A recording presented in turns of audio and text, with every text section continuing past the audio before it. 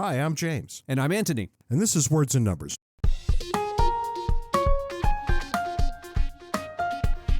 Brought to you by the fine people at Khaki. Ant, what's new and exciting in your world this week?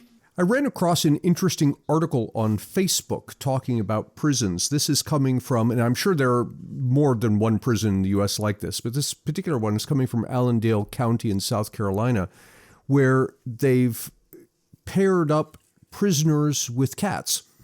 And if you are a well-behaved prisoner, you get a cat, you can take care of it. And one of the things that's interesting about this is that it's, I guess, because it gives the prisoner something to think about, something that requires their responsibility more than themselves, it's causing them to be more peaceful, get along well with others, much less strife going on.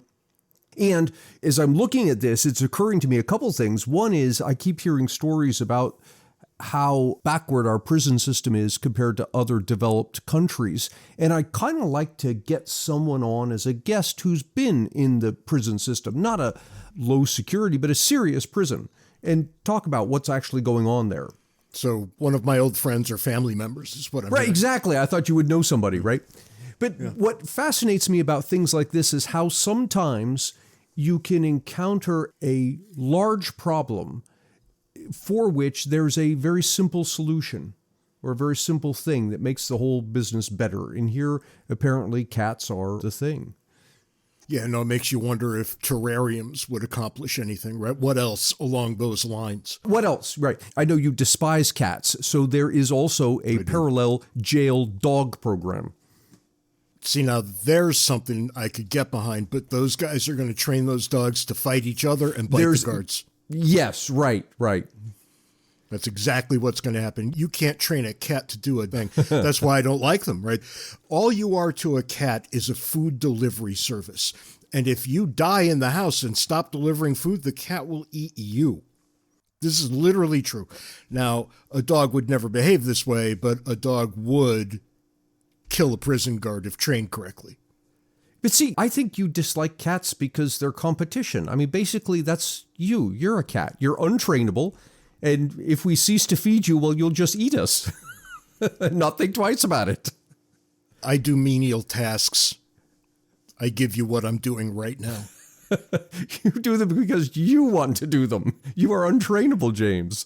I don't know that I'm serving my own interests sitting here right now. There's a couch over there. The NCAA tournament is on my TV, and yet I'm sitting here talking to you on about 40 minutes now, and we have thus far recorded 3 glorious minutes. That's right, because we were experimenting with the new technology that failed us completely. So after 40 minutes of failure, we turned around and had to start all over again.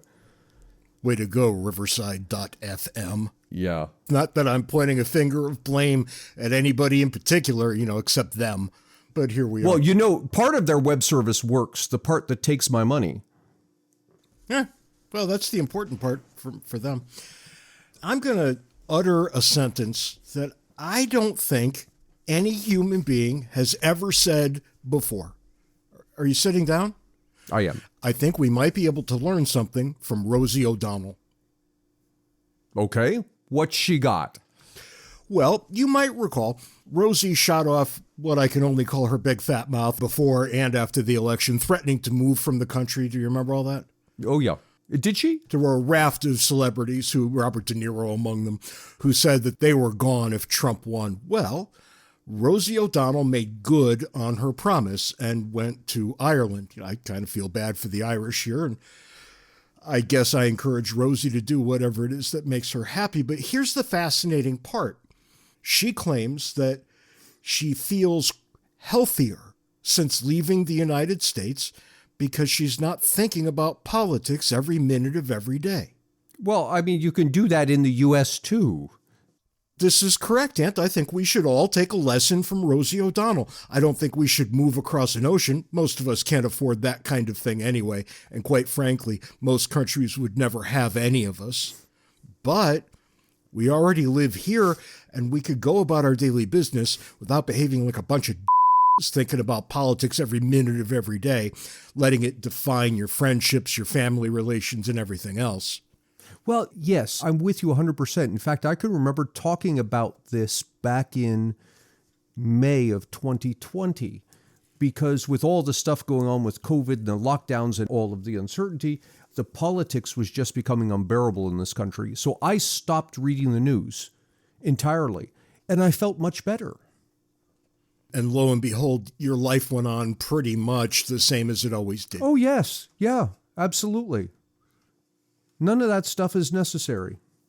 I've taken to having what I refer to as holy hour late in the evening before I go to bed. I just shut everything off. Mm-hmm. I don't want to hear it. I don't want to be looking at a screen. I don't want to be listening to anybody's stupid theories.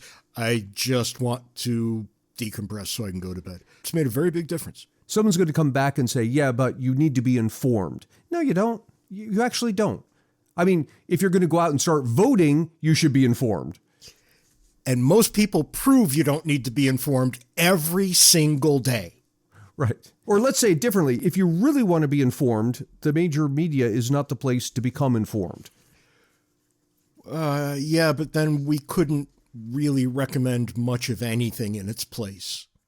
Well, I think you could recommend doing a little digging into some serious stuff rather than just reading headlines and rather than just reading your favored news outlet. Well, my favorite news outlet is not the news outlet that mirrors my politics. I think maybe that's a better way to look at it. And look, when Republicans are in office, I go for some leftist media as a rule every day.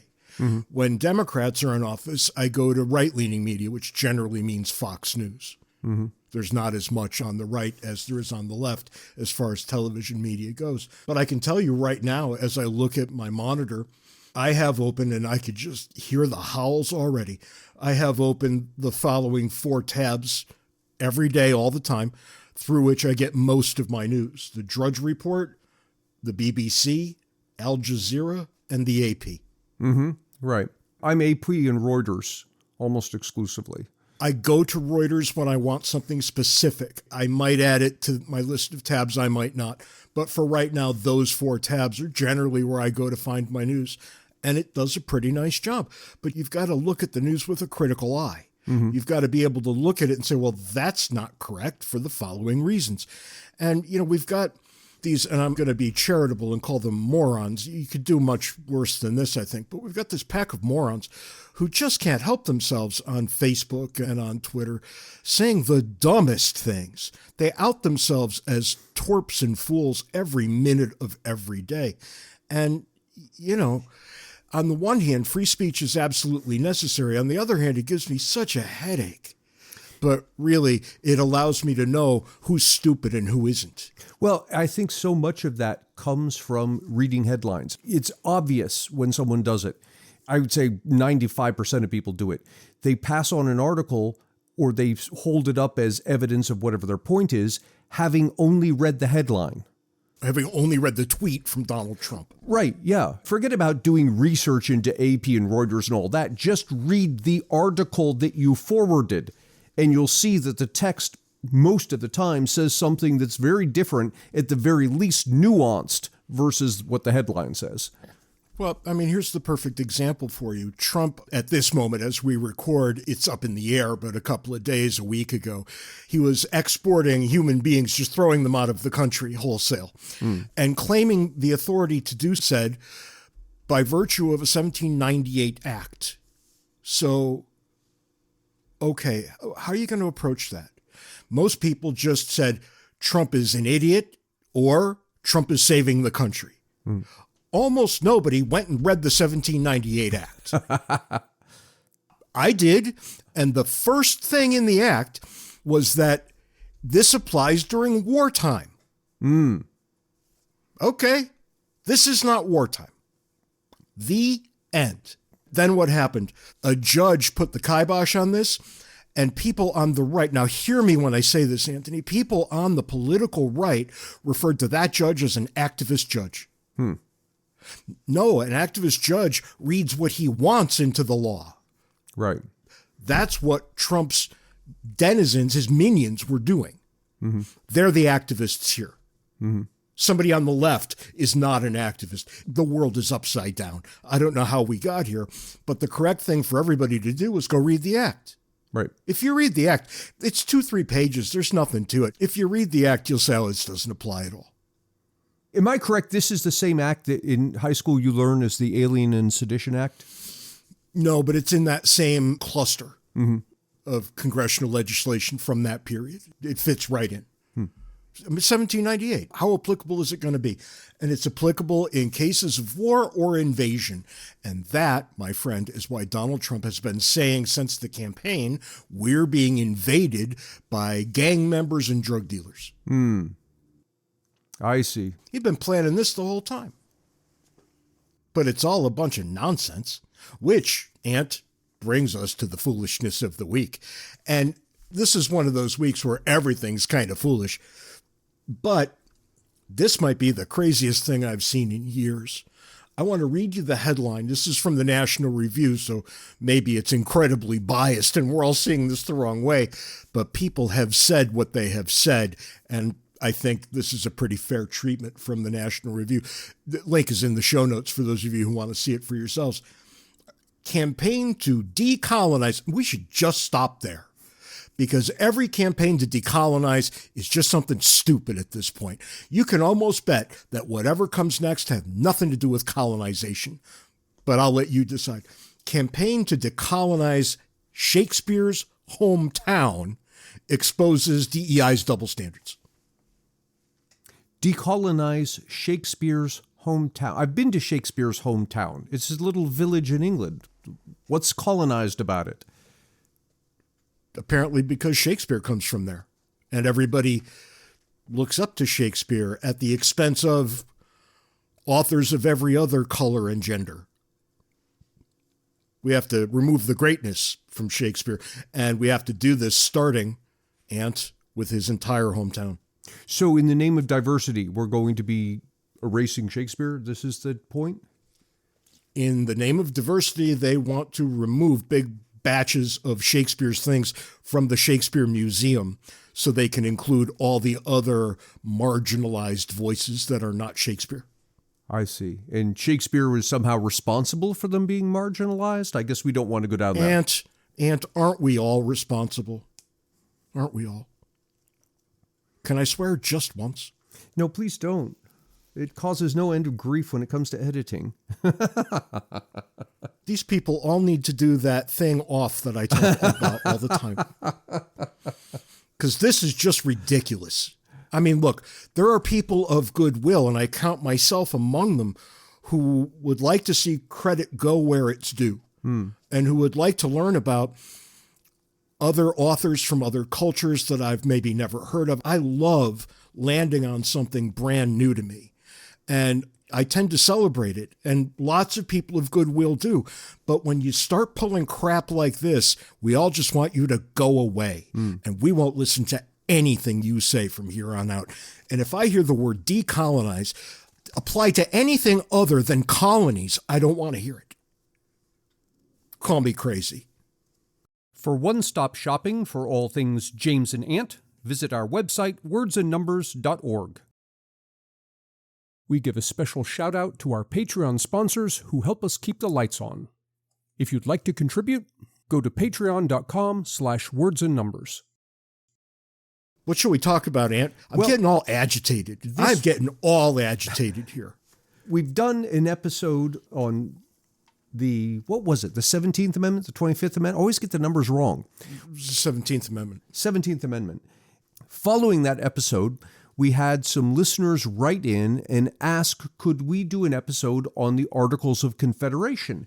And I was looking through our notes, and near as I can tell, I don't think we've ever done an episode on the Articles of Confederation. Yeah, no, we've barely discussed the Articles at all. For the record, I look askance at those listeners who asked for this. I don't know why they would want this. Nobody wants to talk about the Articles of Confederation, and yet here we are. I think I can pull out at least a few things that will be surprising to most people, shocking maybe even, and at least interesting as we get through this. But, you know, the Articles were our first Constitution, and we needed one because once the Declaration of Independence is signed, well, we're an independent nation. Or are we? Are we? I'm asking you. What do you think? I think you are or are not an independent nation depending on what the most powerful nations at the time regard you as. Well, that's right. And I think Jefferson agreed because he said, owing to a decent respect to the opinions of mankind and this kind of nonsense at the opening of the Declaration. But I want to get to something more basic.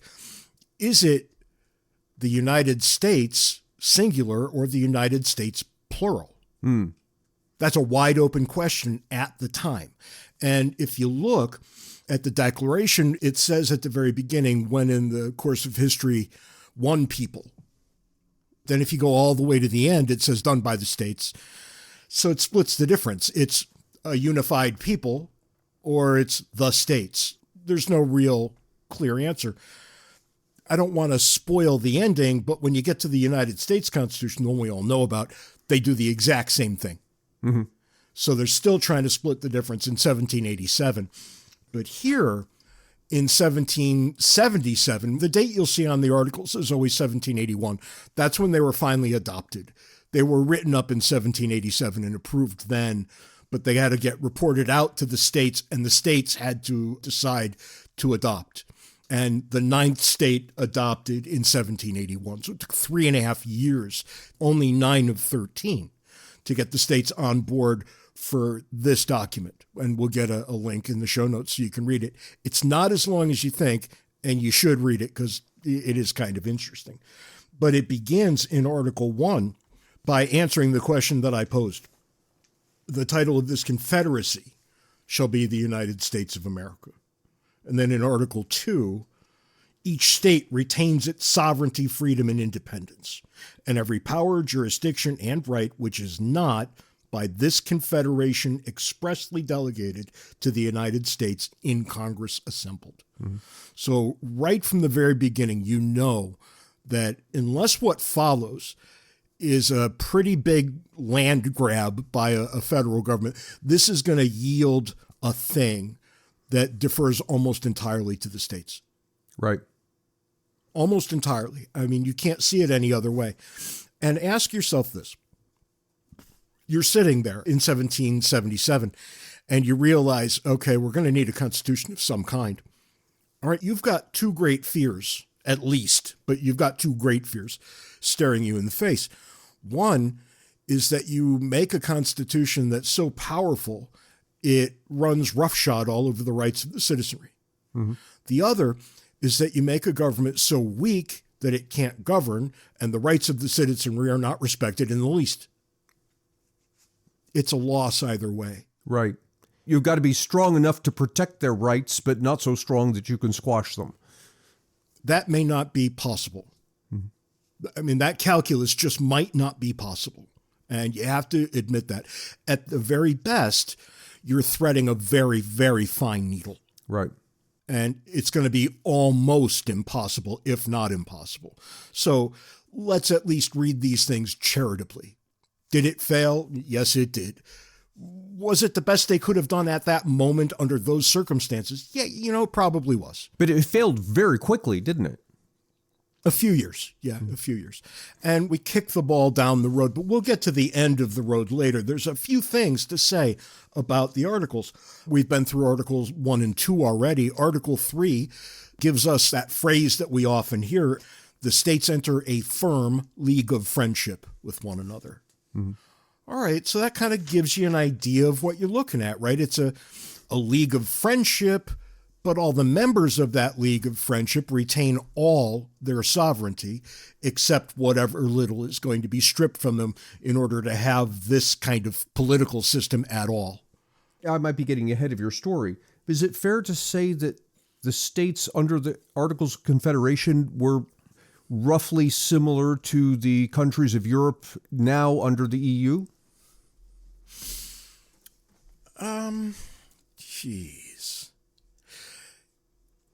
No, not under the Articles. They were far weaker, I think, than in the EU. And I say that for two different reasons that we could just talk about now. There is a plan in the Articles for a currency, and it doesn't emerge. It doesn't work out. And there is nothing in the Articles that regulates trade in any way or allows for the federal government to regulate trade in any way. It's a non-starter. They can't do it. And those are the things I think that the EU stakes its claim on. Right, right. There's a common currency and they regulate all trade. I mean, there are other smaller things. But under the Articles, those things were not possible. And right there, you see this is probably not going to work out. What ended up happening was that different states would have different levels of tariffs on different products. Mm-hmm. Right. So where do you dock? And if you dock where the tariff is low, can you then get the goods over a land border? Who the hell knows, right? You see how this is going to be. The United States is, largely speaking, a coastal country, East Coast, at the time. And there's nothing to touch any of these things. So what did they see the federal government doing? If there's no currency, it's not regulating trade, what's left? I think the cheap, easy answer is foreign affairs and war. Mm-hmm. And understand, right, they're in a revolutionary war at the time these are written. So that's going to be at the front of their minds. So it's more like NATO. Yeah, it is more like NATO, sure. I would say that right off the top of my head. I'd have to think about it a lot more. But yeah, it's a lot more like that than the EU. You need a single voice when you're negotiating with foreign countries. You can't have 13 different states, sovereign or not, sitting at the table. All right. If you're in a war, you probably need some kind of central authority. How much? That's always an open question. But without a central authority, you will lose any war you enter into with a force that's as superior as you are or more. And the English were far superior. Mm-hmm. So there you go. And what did they say? The Articles specifically eliminate the possibility of states entering into treaties with foreign powers. That is not for states to do from this moment forward. And that's just sensible, right? You don't want individual states getting into foreign affairs when you really need to present a united front. They talk about apportionment. Each state gets one vote. But each state can have a differing number of representatives. It has to be no fewer than 2, and what was it, no more than 7, I believe? Yeah, no more than 7. And they served for 3 years. Mm-hmm. Okay, no big deal. These are just kind of nuts and bolts things, right? The important thing here to note is that each state had one vote. The states could send differing numbers of people, and you could see where some states might want to do that if they had very different points of view in the electorate. Other states might be more unified in their perspective. Mm-hmm. So there's a mechanism to see to that, but okay. By the time you get to Section 6, it's war powers. Section 7 is about the military. You see a theme emerging here, right? It's very clear.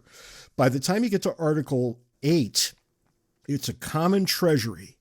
Okay, here's where it gets interesting.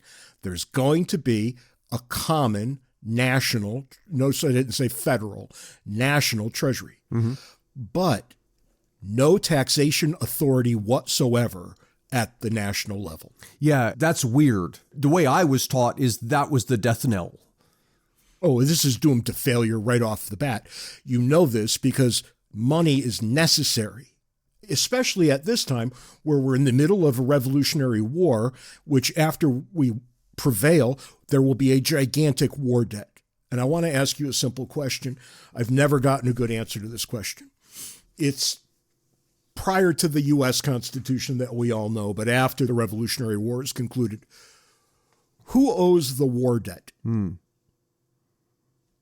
Is it the United States? Something called the United States? Because under the Articles, I don't know what that even is. Mm-hmm.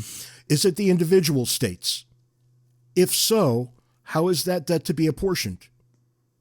Should the states that saw the most fighting pay more or less? Right. I mean, look, the revolution happened in New York and Massachusetts. Should they pay more because, all the resources flowed in?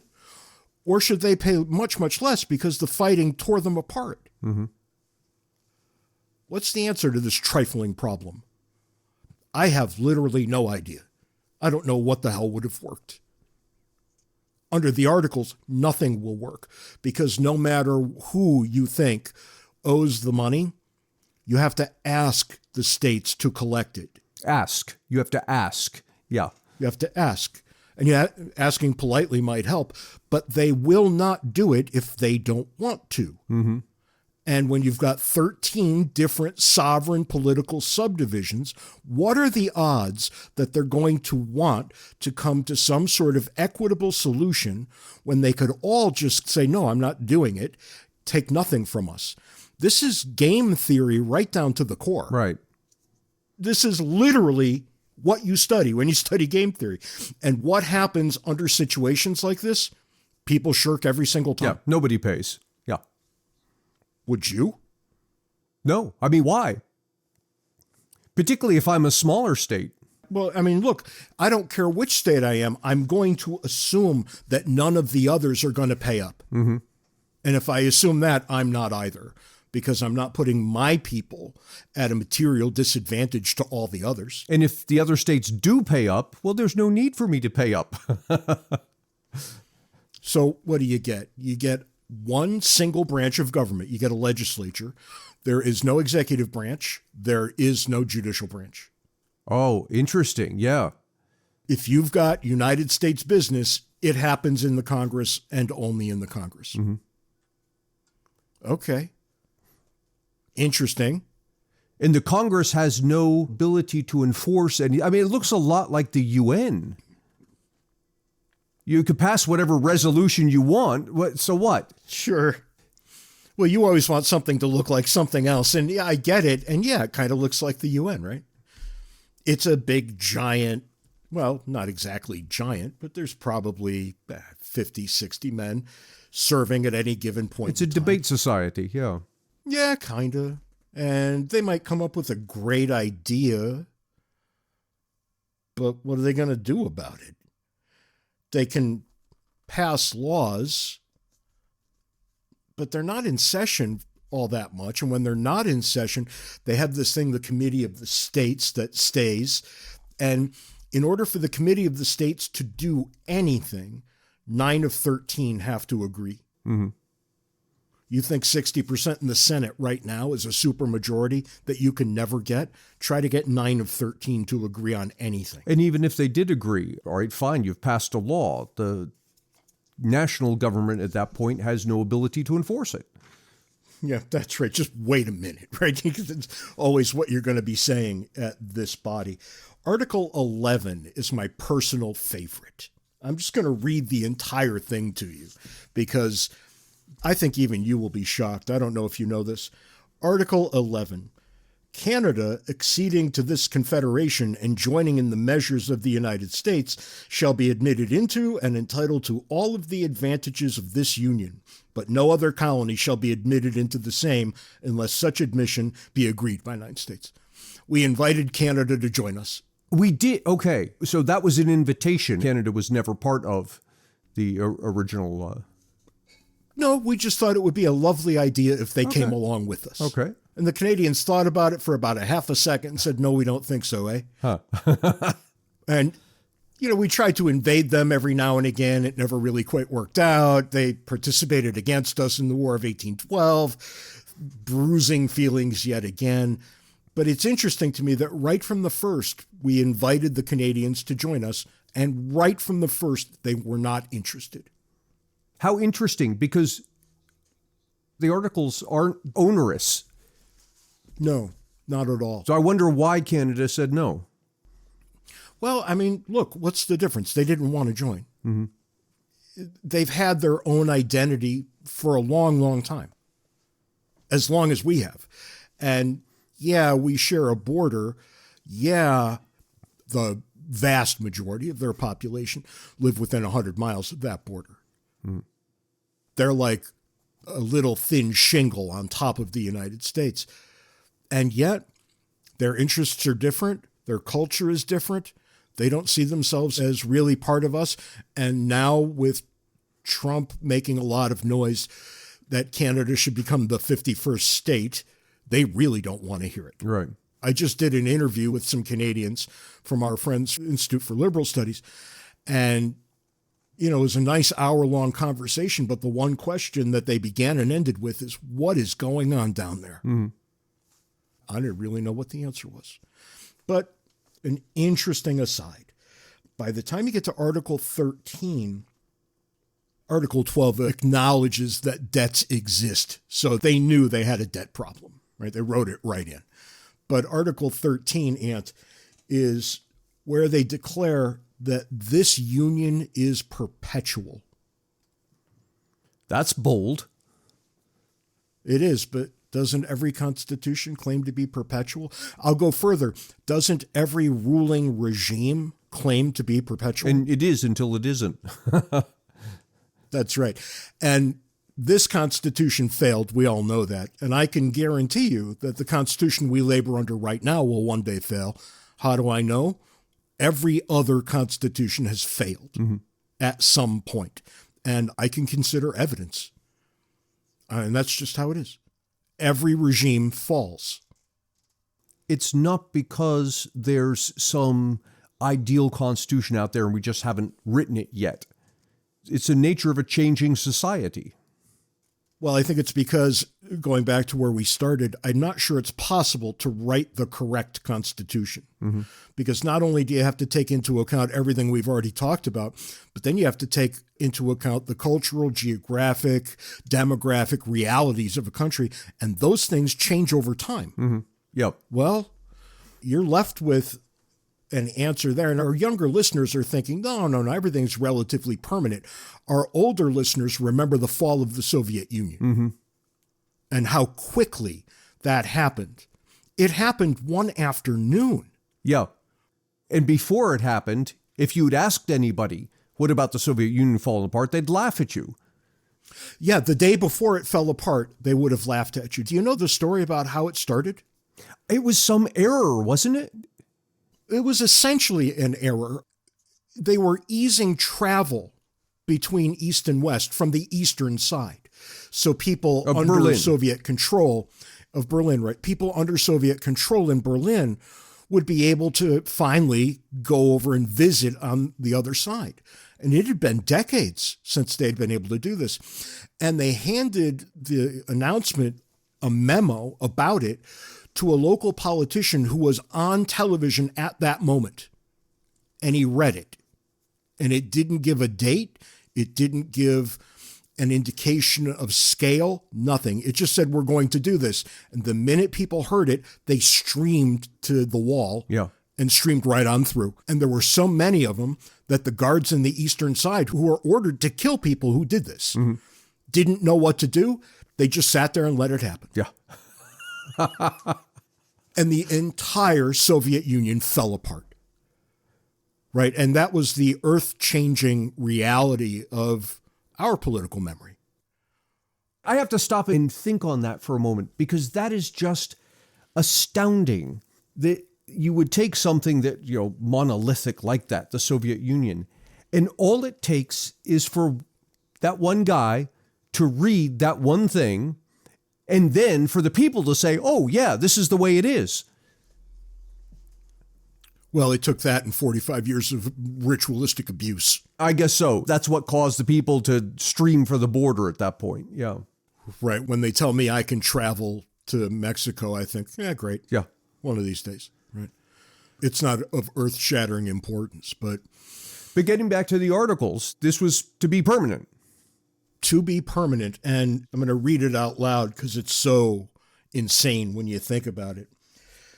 And the union shall be perpetual, nor shall any alteration at any time hereafter be made in any of the articles, unless such alteration be agreed to in a Congress of the United States and afterwards confirmed by the legislatures of every state. So it had to be unanimous. But it had to be ultra unanimous, right? So it's got to get through the Congress, which is going to be almost impossible to begin with. And then presumably, if you need unanimity in the states, you're going to really effectively need unanimity in the Congress. So you're going to need that. And then all the states have to weigh in and say, yes, we agree. Yeah. Chances of that ever happening, 0%. Yeah. So here's what happened. When it became clear that this just wasn't getting the job done. Most people have heard about Shays' Rebellion. If you haven't, go look it up, because that was kind of the last straw. When people who knew better watched that happen in Western Massachusetts, they knew it was going to start to happen everywhere else really, really soon. So they called a convention to meet where? Well, ultimately, there's a lot of steps between these things, and I'm working with some shorthand here. But the convention ends up, the convention we care about, in 1787, Philadelphia, in the dead of summer. And their express purpose was to alter or revise the Articles of Confederation to make them workable, which would, of course, after they did that, require go through the Congress and then get reported out to the states. So this is the beginning of a very long process. The people who we now refer to as the framers got to Philadelphia, and the very first thing they did was closed all the doors and windows at Independence Hall and kicked out the press.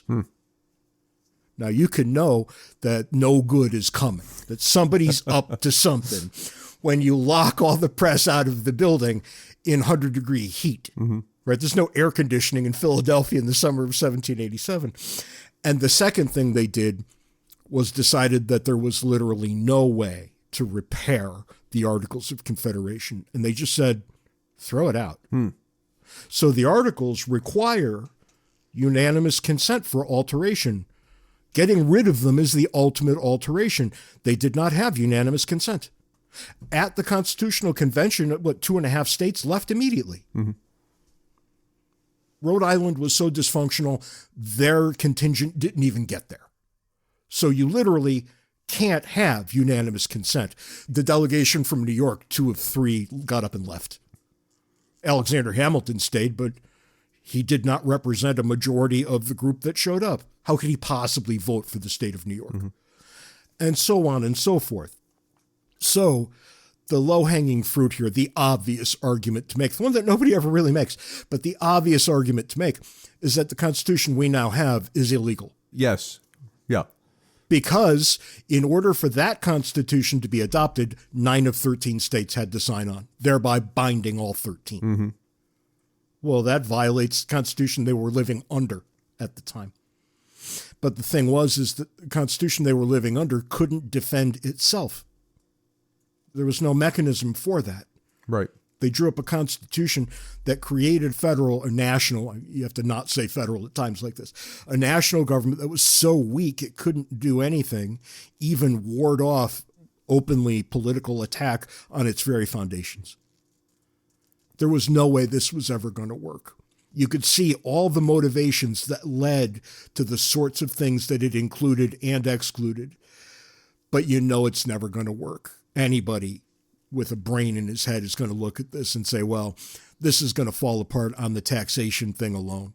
We're never going to be able to repay the debt.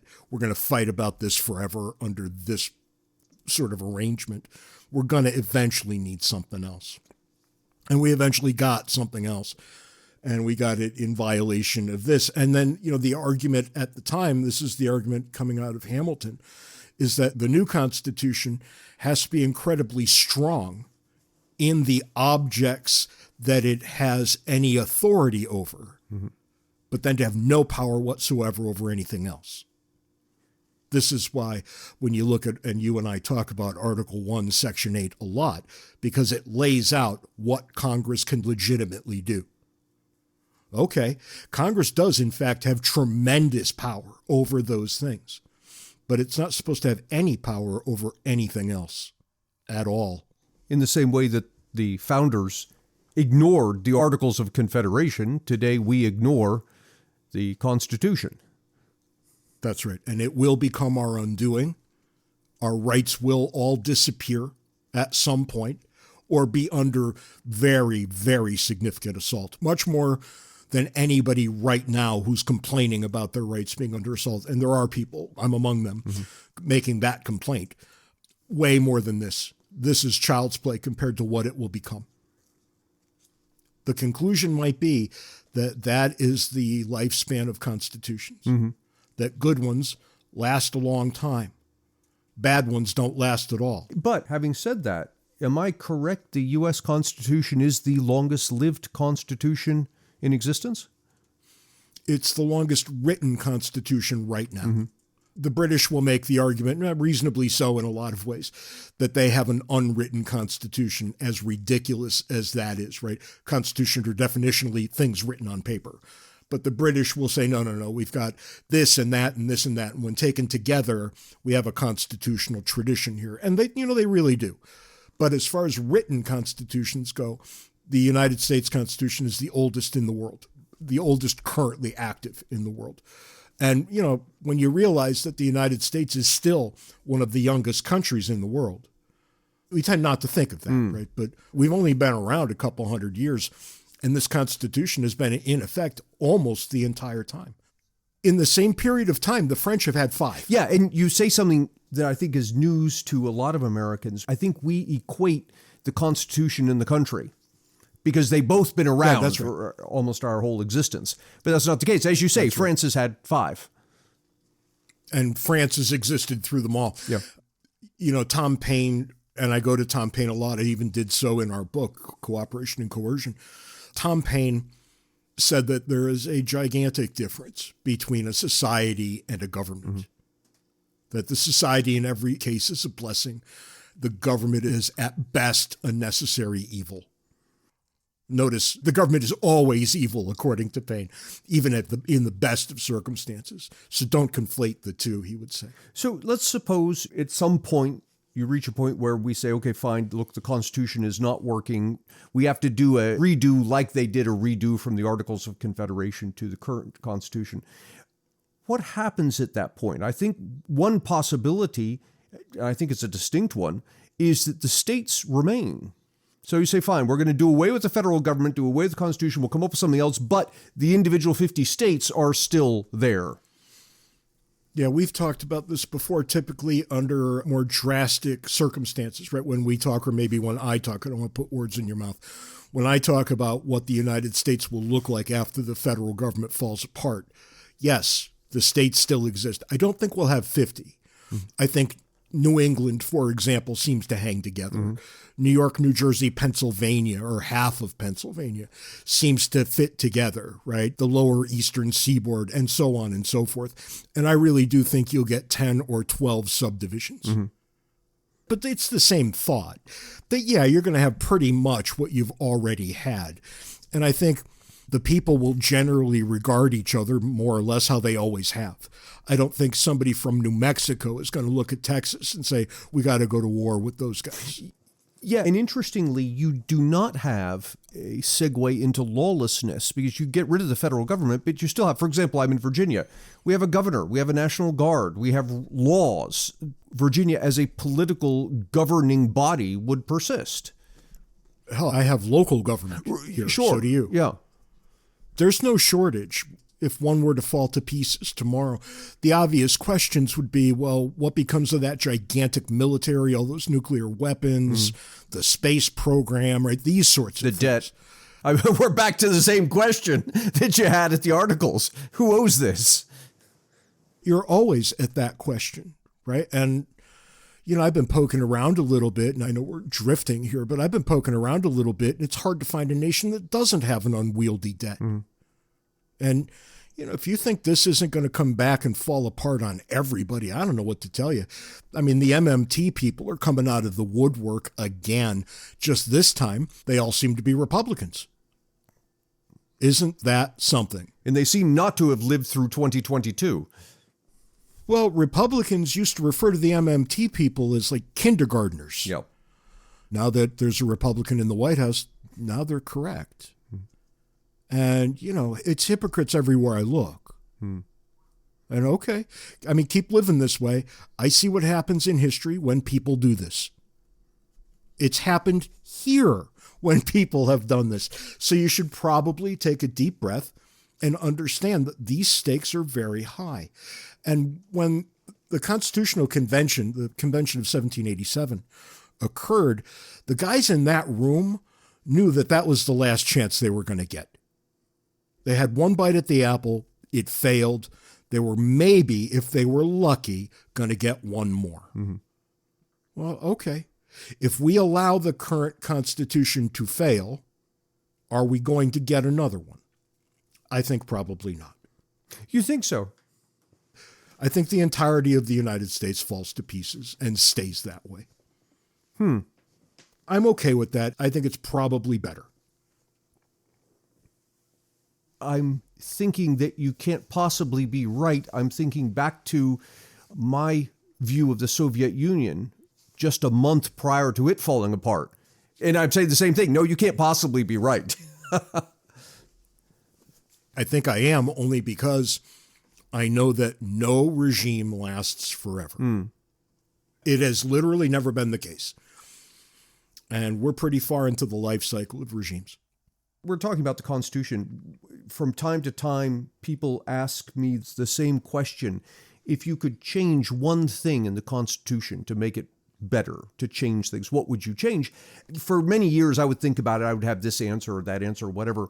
And I've recently come to a completely different answer. And the completely different answer is it doesn't matter what you change. I was going to ask you to tell me what your thing before this was. Oh, before this, it was remove the Commerce Clause. Yeah, the Commerce Clause has proven to be a disaster. Your present answer, it doesn't make a difference, is a nod towards that sort of thing, right? Because if you take the Commerce Clause away, somebody's just going to come up with some other idiotic thing that makes no sense whatsoever and ram it on through.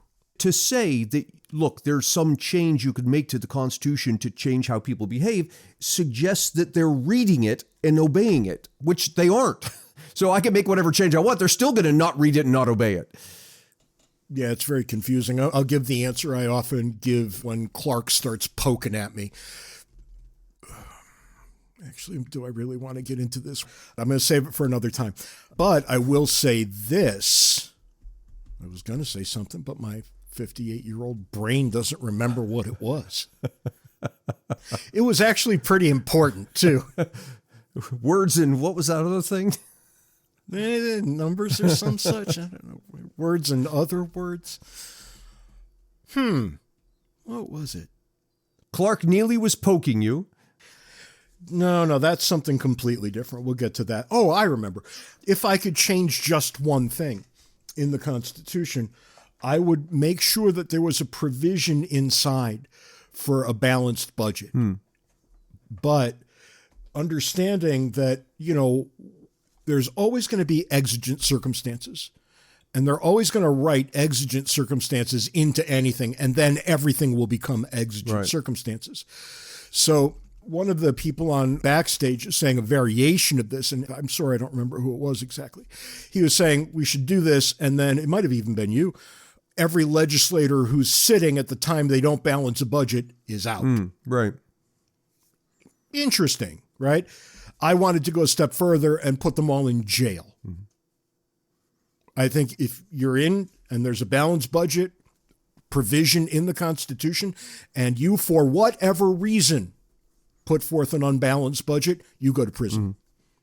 Now, if you really in your heart thought it had to be done, you would do it. If it was an existential threat against the United States, you would say, you know what? I don't really want to go to prison, but okay. Right. But that's what it would take, right? And I think it would have to be something like that, or it would never work. And even there, I could tell you what would happen pretty quickly is that they'd redefine what budget means. No, I don't think so. I think what they would do is exercise that pardon power. Ah, right. Pretty significantly. Anyway, this has been a carefree romp through America's failed Constitution. I hope it's been at least interesting. Most people don't literally never think about this in their entire lives. So, okay, this one little half hour of our lives spent together thinking about it's been kind of fun for me. If you want anything more like this, let us know at the Backstage group on Facebook, which you're all free to join anytime. Or just you send like. us email. Or send Ant email, and we'll get to it. The thing, Ant, everybody sends us email, and they say, I know James isn't going to see this, but... I know. I got one recently that said, I'm sending this to you privately because it's going to make James mad. Yeah. I know, I got it too. So I do see them. But what I also get are about 150 spam messages a day forwarded to me from wordsandnumberspodcast at gmail.com. And I don't want 150 spam emails sent every day from that, because I have 2 other email addresses and I get 150 spam emails at each of them as well. It just goes to you. I don't get spam. I just get nice listeners. I'm going to start sending it to you, and then you could experience the spam all by yourself. On that happy note, take care, be well, and be nice to each other, even if I'm providing a very poor example.